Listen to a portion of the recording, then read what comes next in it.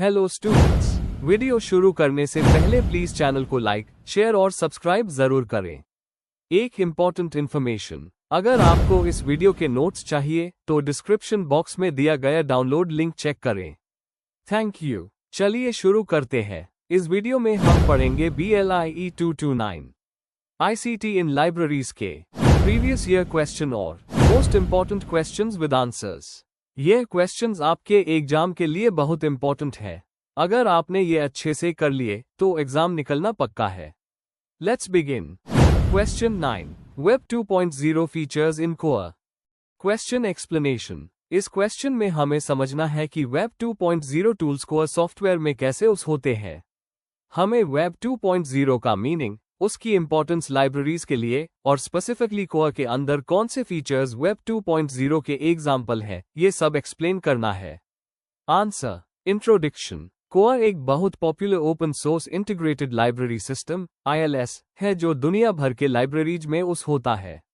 यह software web 2.0 technologies adopt करता है जो कोलैबोरेशन, इंटरएक्टिविटी और यूजर सेंटर्ड सर्विसेज को प्रमोट करती है। वेब 2.0 सिंपल स्टैटिक वेब से अलग है। यह blogs, wikis, tagging, RSS feeds और सोशल नेटवर्किंग जैसे टूल्स देता है। कोर में इन फीचर्स के थ्रू यूजर्स का एक्सपीरियंस ज्यादा इंटरेक्टिव और यूजफुल बन जाता है। अब हम डिटेल में देखेंगे कि कोर में वेब 2.0 फीचर्स कैसे इंटीग्रेटेड है और इनके क्या फायदे हैं। Main body. 1. लाइब्रेरी कॉन्टेक्स्ट में वेब 2.0 का रोल। डेफिनेशन। वेब 2.0 का मतलब है इंटरेक्टिव और सोशल वेब, जहां यूजर्स सिर्फ कंटेंट कंज्यूम नहीं करते बल्कि अपना इनपुट भी देते हैं। लाइब्रेरी 2.0। जब लाइब्रेरीज वेब 2.0 अडॉप्ट करती है तो वो सिर्फ बुक्स देने की जगह एक पार्टिसिपेटरी प्लेटफॉर्म बन जाती है। इंपॉर्टेंस। आज के टाइम में लाइब्रेरीज को डिजिटल और यूजर फ्रेंडली बनाने के लिए वेब 2.0 फीचर्स बहुत जरूरी है।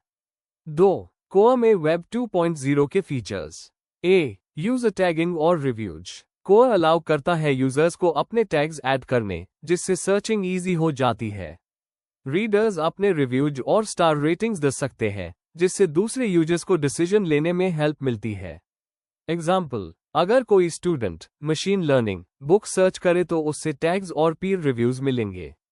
B. RSS feeds integration. Core में RSS फीड्स का सपोर्ट है जिससे यूजर्स न्यू अराइवल्स या अपडेट्स के लिए सब्सक्राइब कर सकते हैं। इससे उन्हें बार-बार कैटलॉग चेक नहीं करना पड़ता। एग्जाम्पल, रिसर्चर अपने सब्जेक्ट के नए जर्नल्स के लिए RSS फीड सब्सक्राइब कर सकता है। C. Social networking features. Core के थ्रू लाइब्रेरी रिसोर्सेज को फेसबुक, ट्विटर जैसे प्लेटफॉर्म्स पर शेयर किया जा सकता है। इससे लाइब्रेरी का आउटरीच बढ़ता है। एग्जाम्पल, रेयर बुक का लिंक डायरेक्टली सोशल मीडिया पे शेयर किया जा सकता है। D. Personalised services, my account. Users अपना अकाउंट बनाकर सर्च हिस्ट्री सेव कर सकते हैं, होल्ड्स प्लेस कर सकते हैं और अलर्ट्स ले सकते हैं। यह वेब 2.0 का पार्टिसिपेटरी और पर्सनलाइज्ड फीचर है। एग्जाम्पल, यूजर एक विश लिस्ट बना सकता है जो वो फ्यूचर में रेड करना चाहता है। 3. वेब 2.0 फीचर्स के बेनिफिट्स। ए. यूजर एंगेजमेंट इंक्रीज होती है। रिव्यूज, टैगिंग और रेटिंग्स यूजर्स को एक्टिव पार्टिसिपेंट बनाते हैं। बी. इंफॉर्मेशन डिस्कवरी बेटर होती है। टैग्स और RSS फीड से यूजर्स को अपडेटेड और रेलेवेंट इंफॉर्मेशन मिलती है। सी. कम्युनिटी बिल्डिंग, सोशल शेयरिंग और कोलैबोरेटिव टैगिंग एक लर्निंग कम्युनिटी बनाता है। डी. फीडबैक और ट्रांसपेरेंसी, रिव्यूज और रेटिंग से रिसोर्सेज के क्वालिटी का आइडिया मिलता है। लाइब्रेरी को भी डिमांड का फीडबैक मिलता है। 4. चैलेंजेस और लिमिटेशंस। क्वालिटी कंट्रोल, कभी यूजर एडेड टैग्स एक्यूरेट नहीं होते। ट्रेनिंग, यूजर्स और लाइब्रेरियंस दोनों को ट्रेनिंग की जरूरत होती है। प्रिवेसी कंसर्न्स, पर्सनलाइज्ड सर्विसेज के लिए यूजर डेटा केयरफुली हैंडल करना पड़ता है, लेकिन ओवरऑल फायदे ज्यादा है और चैलेंजेस को मैनेज किया जा सकता है। कंक्लूजन। कोर के वेब 2.0 फीचर्स लाइब्रेरीज को एक मॉडर्न और पार्टिसिपेटरी सिस्टम बनाते हैं। Tagging, reviews, RSS feeds, personalisation और सोशल शेयरिंग से लाइब्रेरी सर्विसेज यूजर फ्रेंडली और इंटरेक्टिव हो जाती है। चैलेंजेस होते हुए भी अगर लाइब्रेरीज पॉलिसीज और ट्रेनिंग प्रोवाइड करे तो यह फीचर्स लाइब्रेरी सर्विसेज को नेक्स्ट लेवल तक ले जाते हैं। If you need the notes of this video, there's a download link in the description box. Be sure to check it out. Thank you. Question 10, video digitisation. Question explanation. इस question में हमें बताना है कि वीडियो डिजिटाइजेशन क्या है, ये क्यों जरूरी है और इसका प्रोसेस कैसे होता है। साथ ही हमें इसका यूज लाइब्रेरीज और आर्काइव्स में कैसे होता है, टेक्निकल फीचर्स और चैलेंजेस के बारे में भी एक्सप्लेन करना है। आंसर। इंट्रोडक्शन। वीडियो डिजिटाइजेशन का मतलब है पुराने एनालॉग वीडियो फॉर्मेट्स जैसे VHS टेप्स या फिल्म रील्स को डिजिटल फॉर्मेट में कन्वर्ट करना। आज के टाइम में लाइब्रेरीज और आर्काइव्स के लिए ये बहुत इंपॉर्टेंट है क्योंकि एनालॉग मीडिया टाइम के साथ खराब हो जाती है। डिजिटाइजेशन से हमें वीडियोस को प्रिजर्व करना, एक्सेस करना और शेयर करना आसान हो जाता है। इस प्रोसेस में हार्डवेयर, सॉफ्टवेयर, मेटाडेटा और स्टोरेज सब इंक्लूड होते हैं। Main body. 1. Meaning and importance of video digitisation. Definition. Video digitisation का मतलब है मूविंग इमेज कंटेंट को फिजिकल मीडिया से कंप्यूटर रीडेबल डिजिटल फाइल्स में बदलना। इंपॉर्टेंस। पुराने फॉर्मेट्स जैसे VHS टेप्स स्लोली डिग्रेड होते हैं। डिजिटाइजेशन से हमें कल्चरल हेरिटेज प्रिजर्व करने का चांस मिलता है। इजी एक्सेस और शेयरिंग पॉसिबल होता है। एग्जाम्पल, यूनिवर्सिटी का एक लेक्चर जो 90 में VHS पे रिकॉर्ड हुआ था, उसको MP4 में कन्वर्ट करके लर्निंग प्लेटफॉर्म पे डालना। 2. Process of video digitization. इसका प्रोसेस स्टेप बाय स्टेप होता है। Preparation of material. पहले टेप्स या रील्स की क्लीनिंग और चेकिंग की जाती है। Playback equipment. VHS player, U matic deck या फिल्म स्कैनर का यूज होता है। Digital conversion. एनालॉग सिग्नल को कैप्चर कार्ड या कन्वर्टर के थ्रू कंप्यूटर पे रिकॉर्ड करते हैं। सॉफ्टवेयर यूज करके उसको MP4, AVI या MOV फॉर्मेट में कन्वर्ट करते हैं। Quality control. चेक करते हैं कि वीडियो और ऑडियो प्रॉपर्ली सिंक और क्लियर हो। Metadata creation. वीडियो के डिस्क्रिप्शन और टेक्निकल डिटेल्स ऐड करते हैं ताकि सर्च करना इजी हो। स्टोरेज। सर्वर, क्लाउड या प्रिजर्वेशन रिपोजिटरी में स्टोर किया जाता है। 3. Technical features and standards. File formats. MP4, AVI, MOV और MPEG-2 कॉमन है। कंप्रेशन। लॉसलेस कंप्रेशन ज्यादा स्टोरेज लेता है पर ओरिजिनल क्वालिटी सेफ रखता है। लॉसी कंप्रेशन स्ट्रीमिंग के लिए यूजफुल है। Resolution and bitrate. Higher resolution videos better होते हैं प्रिजर्वेशन के लिए, लेकिन स्पेस ज्यादा लेते हैं। Preservation standards. यूनेस्को और लाइब्रेरी ऑफ कांग्रेस जैसे इंस्टीट्यूशंस के गाइडलाइंस फॉलो किए जाते हैं। 4. Applications in libraries and archives. Preservation of heritage. Old films, documentaries और ओरल हिस्ट्रीज को सेव करना। Educational use. Digitised videos learning और ऑनलाइन क्लासेस में उस होते हैं। Research and access. रिसर्चर्स को रेयर फुटेज इजीली मिल जाती है। Case study. ब्रिटिश लाइब्रेरी और लाइब्रेरी ऑफ कांग्रेस के वीडियो डिजिटाइजेशन प्रोजेक्ट्स बहुत फेमस है। 5. Challenges in video digitisation. Technical issues. Old equipment का मिलना मुश्किल होता है और टेप्स डिग्रेड हो जाती है। High cost. Storage, skilled staff और इक्विपमेंट काफी एक्सपेंसिव होते हैं। Digital preservation risks. फ्यूचर में फॉर्मेट ऑब्सोलीट हो जाता है या डेटा लॉस हो सकता है। Copyright issues. हर वीडियो को डिजिटाइज करके ओपनली शेयर नहीं किया जा सकता। कंक्लूजन। वीडियो डिजिटाइजेशन एक टेक्निकल प्रोसेस के साथ साथ कल्चरल प्रिजर्वेशन का भी काम करता है। ये लाइब्रेरीज और आर्काइव्स को फ्यूचर के लिए वैल्यूएबल वीडियो कंटेंट सेव करने का मौका देता है। इसके चैलेंजेस हैं, पर इसका इंपॉर्टेंस और बेनिफिट्स उससे कहीं ज्यादा है। इसी वजह से आज के डिजिटल एरा में वीडियो डिजिटाइजेशन को एक एसेंशियल एक्टिविटी माना जाता है। If you need the notes of this video, there's a download link in the description box. Be sure to check it out. Thank you. Question 11. Ingest process in DSpace. Question explanation. इस question में हमें DSpace के ingest process को explain करना है। मतलब हमें ये बताना है कि एक डिजिटल आइटम DSpace में कैसे ऐड होता है, कौन से स्टेप्स होते हैं, मेटाडेटा कैसे ऐड होता है, रिव्यू और अप्रूवल प्रोसेस कैसे होता है और फाइनली कंटेंट को कैसे आर्काइव और एक्सेस के लिए स्टोर किया जाता है। आंसर। इंट्रोडक्शन। DSpace एक open source digital repository software है जो यूनिवर्सिटीज, रिसर्च इंस्टीट्यूशंस और लाइब्रेरीज में उस होता है। इसका मेन पर्पस डिजिटल कंटेंट को प्रिजर्व करना और यूज एक्सेस देना है। इसमें इंजेस्ट प्रोसेस एक बहुत इंपॉर्टेंट स्टेप है जिसमें नए डिजिटल ऑब्जेक्ट्स को सिस्टम में ऐड किया जाता है। इंजेस्ट का मतलब है डिजिटल आइटम्स को रिपोजिटरी में सबमिट करना, उनका मेटाडेटा ऐड करना, रिव्यू और अप्रूवल करना और फाइनली उन्हें आर्काइव में स्टोर करना। Main body. 1. इंजेस्ट प्रोसेस क्या है? इंजेस्ट प्रोसेस का मतलब है DSpace रिपोजिटरी में नए आइटम्स को सबमिट करने का स्टेप बाय स्टेप प्रोसीजर। ये सिर्फ फाइल अपलोड करना नहीं है, बल्कि मेटाडेटा ऐड करना, क्वालिटी चेक करना और ऑर्गेनाइज करना भी इंक्लूड होता है। इससे एंश्योर होता है कि रिपोजिटरी का कंटेंट रिलायबल और ऑथेंटिक हो। 2. इंजेस्ट प्रोसेस के steps. A. Submission by users. Faculty, researchers या लाइब्रेरियंस अपने डिजिटल डॉक्यूमेंट्स जैसे thesis, articles, datasets, images DSpace में सबमिट करते हैं।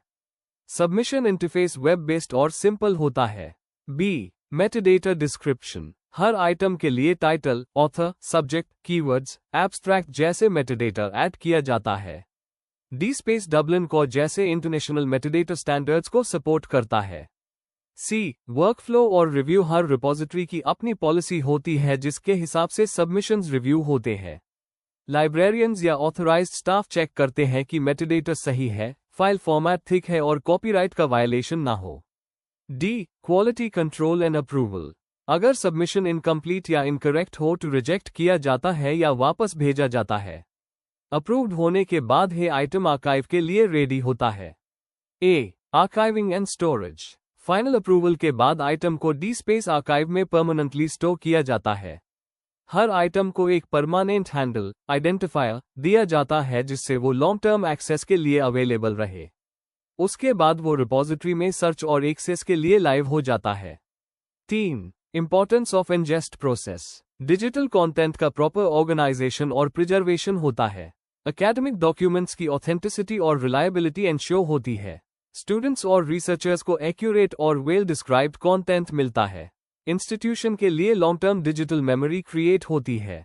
4. Example and application. एग्जाम्पल के तौर पर यूनिवर्सिटीज अपने इलेक्ट्रॉनिक थीसिस एंड डिसर्टेशंस ETD को DSpace में मैनेज करती है। इंजेस्ट प्रोसेस एंश्योर करता है कि हर थीसिस का मेटाडेटा सही हो, क्वालिटी चेक हो और वो फ्यूचर के लिए प्रिजर्व किया जाए। कंक्लूजन। इंजेस्ट प्रोसेस DSpace का एक सिस्टमैटिक और रिलायबल प्रोसीजर है जो नए डिजिटल आइटम्स को रिपोजिटरी में ऐड करता है। ये प्रोसेस एंश्योर करता है कि हर आइटम ऑथेंटिक, वेल डॉक्यूमेंटेड और फ्यूचर के लिए एक्सेसिबल हो। इसी वजह से इंजेस्ट प्रोसेस DSpace की स्ट्रेंथ और बैकबोन माना जाता है। If you need the notes of this video, there's a download link in the description box. Be sure to check it out. Thank you. Question 12. Interoperability. Question explanation. इस question में हमें interoperability का concept explain करना है, specially library और information systems के context में। हमें बताना है कि इंटरऑपरेबिलिटी से अलग अलग सॉफ्टवेयर और सिस्टम्स कैसे साथ काम करते हैं, कौन से स्टैंडर्ड्स यूज होते हैं और इसका रिसोर्स शेयरिंग, डिजिटल लाइब्रेरीज और ILS के लिए क्या इंपॉर्टेंस है। आंसर। इंट्रोडक्शन। इंटरऑपरेबिलिटी का मतलब होता है कि 2 या उससे ज्यादा सिस्टम्स एक दूसरे के डाटा को एक्सचेंज करके उस कर सकें, बिना मीनिंग लूज किए। लाइब्रेरी एनवायरनमेंट में ये बहुत इंपॉर्टेंट है क्योंकि आज के टाइम पर libraries multiple digital tools, ILS और डेटाबेसेस यूज करती है। इंटरऑपरेबिलिटी से स्मूथ रिसोर्स शेयरिंग होता है और डिजिटल रिपोजिटरीज एफिशिएंटली काम करते हैं। मार्क, डबलिन को, OAIPMH और Z39.50 जैसे स्टैंडर्ड्स इसके लिए उस होते हैं। अब हम इसके कॉन्सेप्ट, लेवल्स, स्टैंडर्ड्स और सिग्निफिकेंस को डिटेल में देखेंगे। Main body. 1. इंटरऑपरेबिलिटी का मतलब और कॉन्सेप्ट। सिंपल शब्दों में इंटरऑपरेबिलिटी का मतलब है कि अलग अलग सिस्टम्स एक दूसरे के डाटा को समझ सके और उस कर सके। लाइब्रेरी में इसका मतलब है कि OPAC, रिपोजिटरीज और इंफॉर्मेशन सिस्टम्स एक साथ काम कर सकें। एग्जाम्पल, अगर एक स्टूडेंट एक लाइब्रेरी के OPAC में बुक सर्च करे और उससे दूसरी लाइब्रेरी का रिकॉर्ड भी मिल जाए, तो ये इंटरऑपरेबिलिटी की वजह से होता है। अगर इंटरऑपरेबिलिटी ना हो तो सिस्टम्स आइसोलेटेड रहेंगे और यूजर को लिमिटेड एक्सेस मिलेगा। 2. लाइब्रेरीज में इंटरऑपरेबिलिटी के टाइप्स, लेवल्स। Technical interoperability. इसका रिलेशन हार्डवेयर, नेटवर्क्स और कम्युनिकेशन प्रोटोकॉल से है। एग्जाम्पल, TCP/IP प्रोटोकॉल से सिस्टम्स एक दूसरे से बात करते हैं। Syntactic interoperability. ये डाटा के फॉर्मेट और स्ट्रक्चर से जुड़ी होती है। एग्जाम्पल, मार्क 21 और डबलिन को से बिब्लियोग्राफिक डाटा एक जैसा दिखाई देता है। Semantic interoperability. ये एंश्योर करती है कि डाटा का मीनिंग हर सिस्टम में सेम समझा जाए। एग्जाम्पल, LCSH जैसे सब्जेक्ट हेडिंग्स इसमें मदद करते हैं।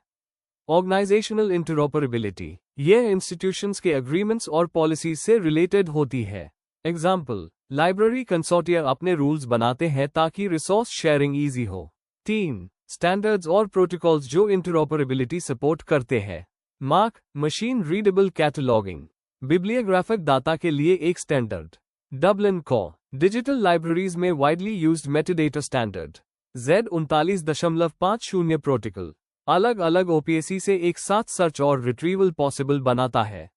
OEPMH, इंस्टीट्यूशनल रिपोजिटरीज के मेटाडेटा को शेयर करने के लिए उस होता है। XML, डाटा को कॉमन स्ट्रक्चर में रिप्रेजेंट करने के लिए। METS, MODS, PREMIS, digital preservation और डाटा एक्सचेंज के लिए स्टैंडर्ड्स। एग्जाम्पल, OAIPMH के थ्रू अलग अलग रिपोजिटरीज का मेटाडेटा हार्वेस्ट करके एक सिंगल पोर्टल जैसे OESTA में अवेलेबल होता है। 4. लाइब्रेरीज में इंटरऑपरेबिलिटी की इंपॉर्टेंस। रिसोर्स शेयरिंग, लाइब्रेरीज अपने रिसोर्सेज शेयर करके यूजर्स को ज्यादा एक्सेस देती है। यूजर कन्वीनियंस, यूजर्स एक सिंगल इंटरफेस से मल्टीपल डेटाबेसेस सर्च कर पाते हैं। डिजिटल लाइब्रेरी इंटीग्रेशन, रिपोजिटरीज और डिजिटल आर्काइव्स को एक साथ एक्सेस करना इजी होता है। Collaboration and networking, DELNET, INFLIBNET जैसे कंसोर्टिया इसी वजह से इफेक्टिवली काम करते हैं। Cost effectiveness, duplication of work कम होता है और सिस्टम्स कंपैटिबल बनते हैं। फ्यूचर रेडीनेस, लिंक्ड डाटा और सेमांटिक वेब जैसे नए टेक्नोलॉजीज के लिए लाइब्रेरीज रेडी हो जाती है। कंक्लूजन में कह सकते हैं कि इंटरऑपरेबिलिटी लाइब्रेरीज के लिए बैकबोन का काम करती है। यह इंश्योर करती है कि अलग अलग टेक्नोलॉजीज और सिस्टम्स इफेक्टिवली कम्युनिकेट कर सकें। स्टैंडर्ड्स और प्रोटोकॉल्स की वजह से रिसोर्स शेयरिंग और यूजर सर्विसेज इंप्रूव होते हैं। आज के टाइम में इंटरऑपरेबिलिटी सिर्फ टेक्निकल नहीं बल्कि ऑर्गेनाइजेशनल जरूरत भी है। फ्यूचर रेडी लाइब्रेरी के लिए ये एक मस्ट हैव कॉन्सेप्ट है। If you need the notes of this video, there's a download link in the description box. Be sure to check it out. Thank you. Question 13. GNU, GPL.